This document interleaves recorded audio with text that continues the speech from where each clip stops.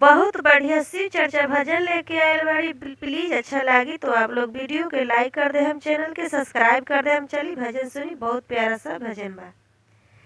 अरे लिखी लिखी लिखी शिव गुरु आज के हजारिया, लिखी लिखी लिखी शिव गुरु आज के हजारिया। नैहर ससुरवाए शिव गुरु रखी नजरिया, नैहर ससुरवाए शिव गुरु रखी नजरिया।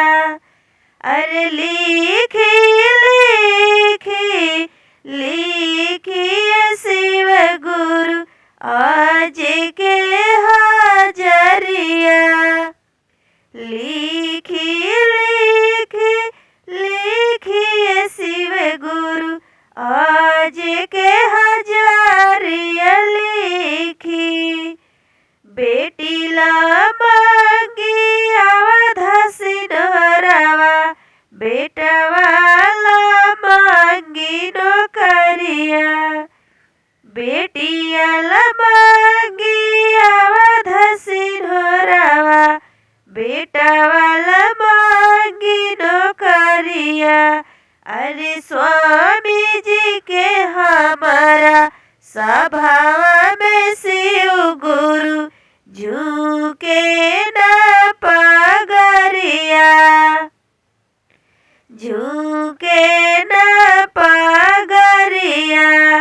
अरे लिखी लिखी लिखी शिव गुरु आज के हजारिया।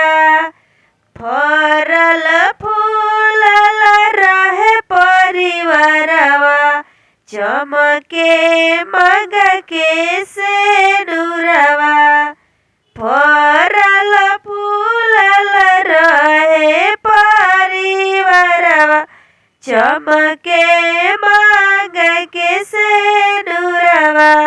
आहे हंसी खुशी से रहे गौआ जवरिया। अरे लिखी लिखी लिखी शिव गुरु आज के हजारिया। करब चर्चा तोहार शिव गुरु जबले बटे पारण, करब चर्चा तोहार शिव गुरु जबले बटे पारण। अरे रउए शरणिया आईनी ए शिव गुरु छोड़ी माया बजरिया।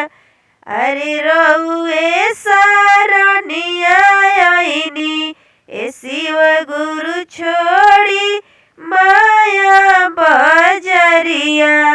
अरे लिखी लिखी लिखी शिव गुरु आज के हजारिया, लिखी लिखी शिव गुरु आज के हजारिया। हर हर महादेव।